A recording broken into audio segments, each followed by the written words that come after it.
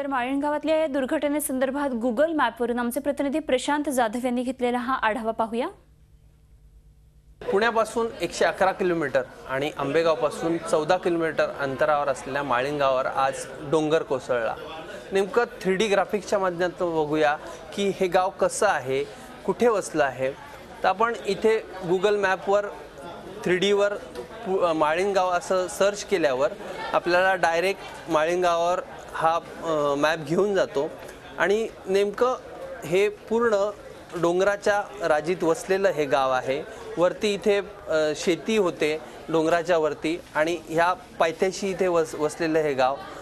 या ठिकाणी आपण बघू शकतो की इथे त्याच्या चौफेर असा डोंगर आहे आणि एक शक्यता अशी वर्तवण्यात येते की या ठिकाणी ढगफुटी झाली असावी आणि त्याचा संपूर्ण गाळ या पूर्ण गावावर गेला असेल आणि इथे हे गाव पूर्णपणे जमीनदोस्त झालं असेल।